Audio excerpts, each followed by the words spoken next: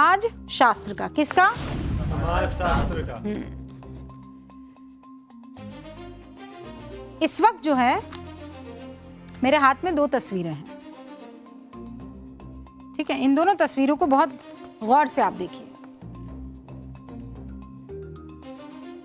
और मैं चाहती हूं कि अच्छा समय लेकर आप इस तस्वीर को देख लें। एक में गुजरात पुलिस के इंटेलिजेंस विभाग द्वारा जारी की गई 15 पन्नों की एसओपी है। एसओपी का मतलब समझते हैं? स्टैंडर्ड ऑपरेटिंग प्रोसीजर, वो इनके लिए है। और वो एसओपी क्या है वो यहां है। इसे गृह विभाग की मंजूरी के बाद 6 अप्रैल 2026 को लागू किया गया, ठीक है। इसका नाम क्या है? इसका नाम है एंटी रेडिकलाइजेशन सेल मैनुअल, जिसमें संदिग्ध रेडिकलाइजेशन की पहचान से लेकर काउंसलिंग, कानूनी कार्रवाई, रिहैबिलिटेशन और लगातार निगरानी तक 5 स्टेप्स बताए गए हैं, ठीक है। अब मेरे हाथ में एक और तस्वीर आपके सामने। ये उन लोगों की तस्वीर है जिन्हें गुजरात एटीएस ने ही आतंकी साजिश रचने और आतंकी संगठन जैश के साथ संबंध होने के कारण गिरफ्तार किया है। गुजरात एटीएस ने जैश टेरर मॉड्यूल के तहत 5 संदिग्धों को गिरफ्तार किया है और अब कुल 13 लोगों की गिरफ्तारी हो भी गई है। ये लोग जानते हैं क्या कर रहे थे? बड़े पैमाने पर आतंकी घटना को अंजाम देने की साजिश कर रहे थे, ये आरोप है इन पर। Chemicals, gun powder, potassium nitrate, sulphur कोई क्यों इकट्ठा करेगा? बिल्कुल वैसे ही जैसे दिल्ली लाल किला ब्लास्ट में अल फलाह यूनिवर्सिटी के सफेद कोट वाले कुछ डॉक्टर्स कर रहे थे, ठीक वैसे ही ये आरोपी 7 से 8 छोटे ट्रायल ब्लास्ट कर चुके थे। अब ये जो दोनों चीजें हैं, एक तो ये एसओपी, इस पर खूब राजनीति हो रही है, लेकिन इन लोगों के बारे में कोई बात नहीं हो रही है। कट्टरपंथ की पहचान करने से ही दिक्कत होने लगी है। एक पुराना घिसा पिटा खतरनाक नैरेटिव तैरने लगा है। कुछ स्वयंभू राजनीतिक ठेकेदारों, सोशल मीडिया के बुद्धिजीवियों, मजहबी रहनुमाओं ने नारा उछाला। क्या? एक धर्म विशेष को निशाना बनाया जा रहा है, धर्म देखकर कार्रवाई की जा रही है। और यह भी कहा गया कि क्या अब मुसलमान दाढ़ी भी ना बढ़ाए, बुर्का पहनना भी अपराध हो गया है? क्या अरबी फारसी पढ़ना और मदरसों में जाना बैन किया जा रहा है? आज न्यूज की पाठशाला में इन सारे लोगों को आईना दिखाने वाली हूं। आज इस तराजू में मजहबी विक्टिम कार्ड और खोखली राजनीति को एक तरफ रखेंगे और फैक्ट को दूसरी तरफ रखेंगे। आप तैयार हैं? तैयार है। लेकिन उससे पहले मैं चाहती हूं आप बयानों को सुन लें ताकि क्लैरिटी आ जाए। सुनिए।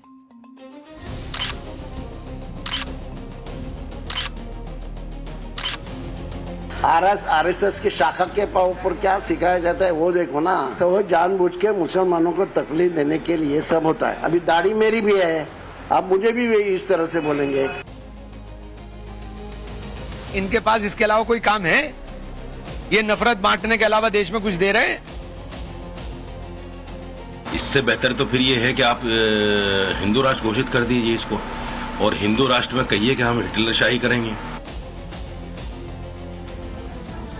ये तो एक विशेष धर्म के लोगों पर कार्रवाई करने के मुतरादिफ है।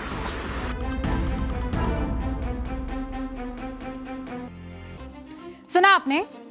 इन सबको सुना, कायदे से सुना। और हो सकता है ये डर लाजमी भी हो। ये डर फैलाने वाली राजनीति अगर नहीं है तो आप मुझे बताइए क्या है। आंखों पर तुष्टीकरण की पट्टी बांधे इकोसिस्टम ने बहुत चालाकी से आरएसएस का नाम डाल दिया। वही नीति, वही नियत जो 26/11 को हिंदू टेरर अटैक साबित करने की झूठी कोशिश में लगी थी, याद है? ये वही खतरनाक चाल है जो आतंकी कसाब के हाथ में कलावा दिखा रही थी। मैं पूछना चाहती हूं, ये कौन सा डायवर्जन टेस्ट है? आप किसका ध्यान किससे भटकाने की कोशिश कर रहे हैं? Anti radicalisation SOP. सुरक्षा एजेंसियां जब किसी राज्य या देश की सुरक्षा के लिए नियम बनाती है तो वो कोई ख्याली पुलाव नहीं पकाती है। वो अंतर्राष्ट्रीय पैमानों, पिछले आतंकी हमलों का ट्रेंड और खुफिया इनपुट्स के आधार पर इंडिकेटर्स यानी संकेत तय करती है। ये जो लोग कह रहे हैं ना कि दाढ़ी और अरबी भाषा के नाम पर मुसलमानों को डराया जा रहा है, मैं उनसे कहना चाहती हूं, आप दाढ़ी, टोपी, मदरसों का नाम आगे करके असल में उन गद्दारों को बचाने की कोशिश मत कीजिए जो आपकी, मेरी कौम के लिए भी खतरा है, इस देश की सिक्योरिटी के लिए भी खतरा है। आप इन्हें पहचानिए, इनकी पहचान की आड़ में बचाने की कोशिश मत कीजिए। अगर इन पर एक गंभीर आरोप है कि ये मुल्क को दहलाने की साजिश रच रहे थे, तो फिर कानून को अपना काम करने दीजिए। ये गुजरात से जो 13 लोग पकड़े गए हैं ना, ये इसी एसओपी के तहत, ये जो एसओपी है ना, इसी के तहत एक एक पॉइंटर से मेल खाते हुए कट्टरपंथियों के बारे में एसओपी में जो भी लिखा गया है वो एक एक चीज मैच हो रही है।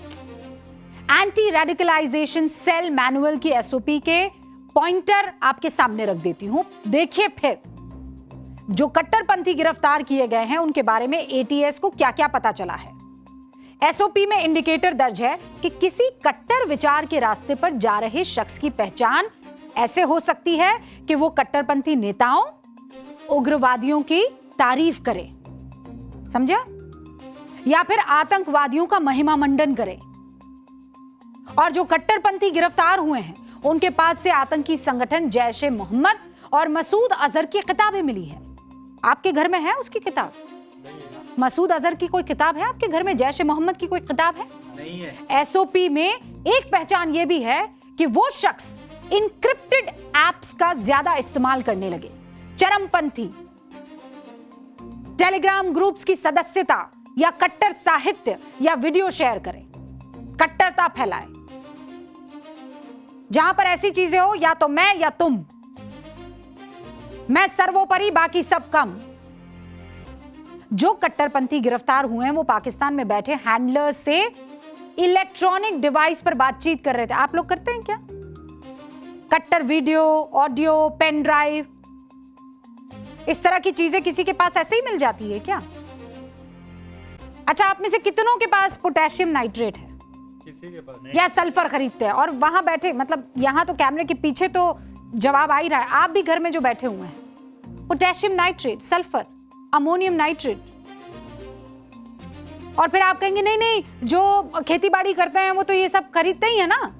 अरे भैया, उसका एक अमाउंट होता है, एक लिमिट होती है। और अचानक वो आदमी जो खेती बाड़ी नहीं कर रहा है वो इस तरीके की चीजें खरीदने लगे, तो इस तरीके की सामग्री जुटाना सीधे सीधे रेड फ्लैग है कि नहीं?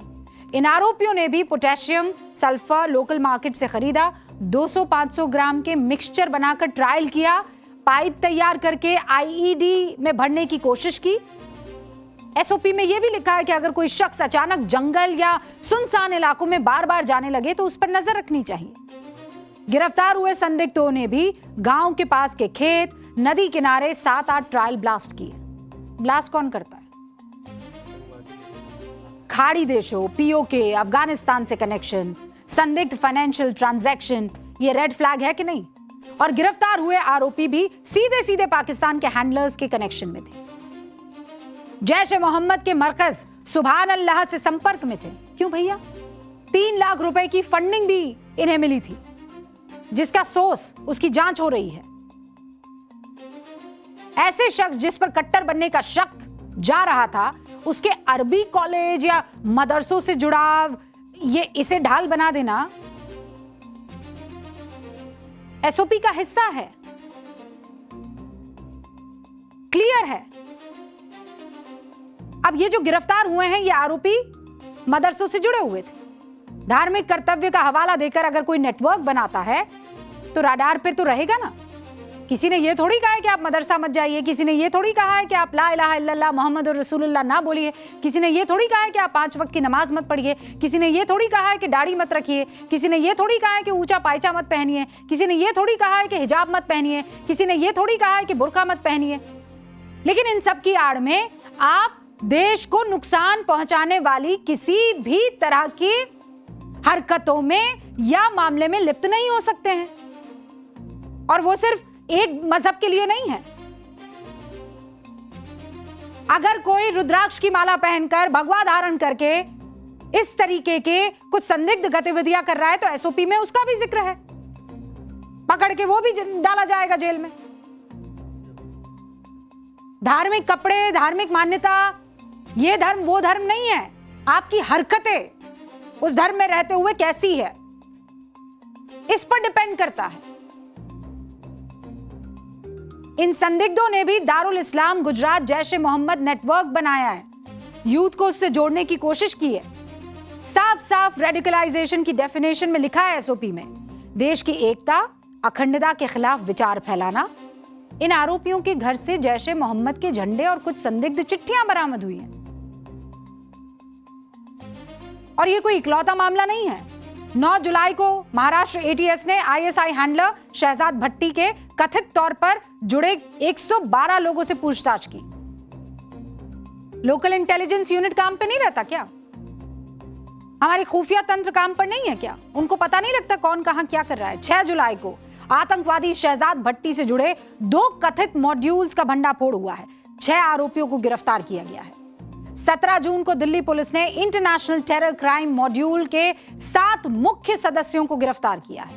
फरवरी, मार्च, अप्रैल, हर एक महीने में देश के अलग अलग राज्यों में इसी तरह के मॉड्यूल सामने आए, गिरफ्तारियां हुई हैं। तो बताइए, जब कोई गद्दार अपनी मजहबी पहचान को ढाल बनाकर देश के खिलाफ जंग छेड़ने की तैयारी करेगा तो पुलिस की एसओपी में उन तौर तरीकों का जिक्र क्या नहीं होगा? क्या पुलिस अपनी आंखें बंद कर ले? क्या एजेंसियां हाथ पर हाथ धरकर बैठ जाए? कहीं किसी नेता का वोट बैंक ना नाराज हो जाए, चलो एसओपी फाड़कर फेंक देते हैं। यह साफ किया गया है कि नियम किसी एक धर्म के लिए नहीं है, यह देश की एकता के लिए है, अखंडता के लिए है, सुरक्षा के लिए है। एक राष्ट्रीय ढांचा है। उग्रवाद चाहे दक्षिणपंथी हो, वामपंथी हो कि मजहबी हो, कानून सबके लिए बराबर है। डर का बिजनेस करने वाले इकोसिस्टम को दिक्कत नहीं होनी चाहिए। और दिक्कत है इस बात से कि एसओपी में लिख क्यों दिया गया कि कट्टरपंथ की पहचान करते समय अचानक दाढ़ी अगर बढ़ जाए, नकाब पहनने लगे, अरबी शब्दों का ज्यादा इस्तेमाल करे, अरबी कॉलेज मदरसों में जाना, पैमानों पर अगर वो अचानक ये सब करने लगे तो इस पर नजर रखना जरूरी है। इस बात पर दिक्कत हो रही है। अब ये ऐसे ही नहीं लिख दिया गया, प्लीज थोड़ा सीरियस हो जाइए। ऐसे ही नहीं किसी दाढ़ी रखने वाले या टोपी पहनने वाले इंसान को परेशान किया जाएगा, ऐसे ही नहीं। किसी की इतनी हैसियत नहीं है कि कर दे। यह एसओपी के स्टेप 2 यानी डिटेक्शन में आता है। स्टेप 1 है प्रिवेंशन, स्टेप 2 है डिटेक्शन।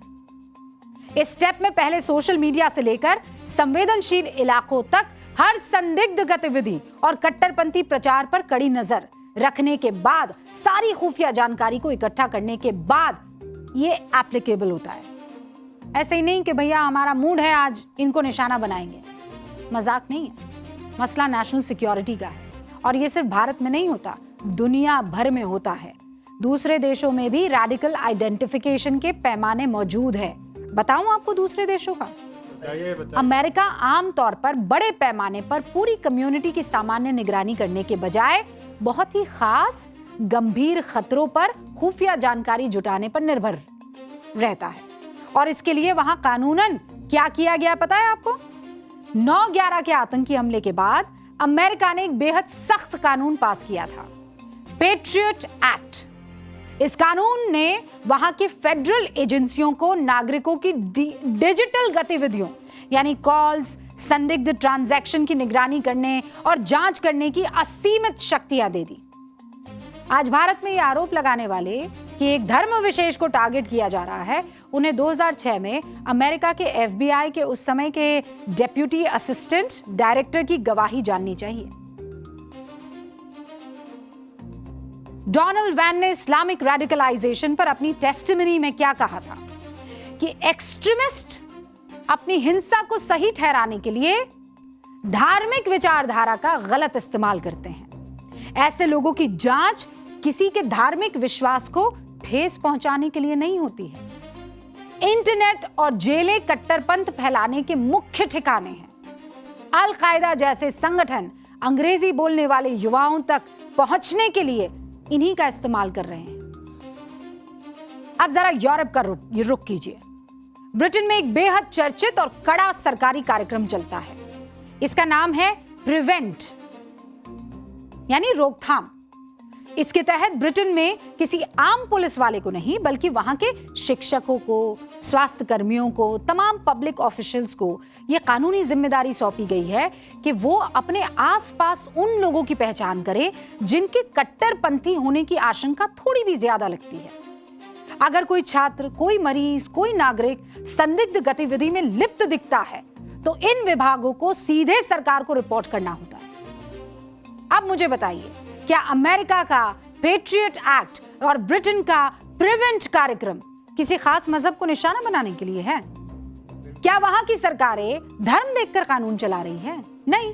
जो पास्ट में हुआ है, जिस तरीके के आतंकी घटनाएं इस पूरी दुनिया ने झेली है, देखी है, उसमें जिस तरह के लोग शामिल हुए हैं, जिस तरह की हरकतों में लिप्त हुए हैं, उनको एसओपी बनाया गया है। सच्चाई यह है कि जब मुल्क की सुरक्षा पर आंच आती है, जब मासूम नागरिकों की जान दांव पर लगती है, तो दुनिया की हर जिम्मेदार सरकार, हर सुरक्षा एजेंसी इसी तरह के एसओपी तैयार करती है। इसीलिए कट्टरपंथ की पहचान करने वाले पैमानों पर राजनीति बंद होनी चाहिए, क्योंकि जब बारूद फटता है ना, वो बारूद ये नहीं देखता है कि ये कलमा गो है, ये मंदिर में घंटी बजाता है, ये चर्च में हालेलुया करता है, ये गुरुद्वारा जाके वाहे गुरु कहता है। वो जब बम फटता है ना, वो सबको उड़ा देता है। वो ये नहीं देखता है कि ये फला पार्टी का है, ये इस राज्य में जीता है, ये उस राज्य में हारा है। वो बस उड़ा देता है। मुल्क सुरक्षित रहेगा तभी आपकी ये सियासत सलामत रहेगी। और अपनी सियासत के लिए मुल्क को खतरे में मत डालिए, और वो भी धर्म की आड़ लेकर।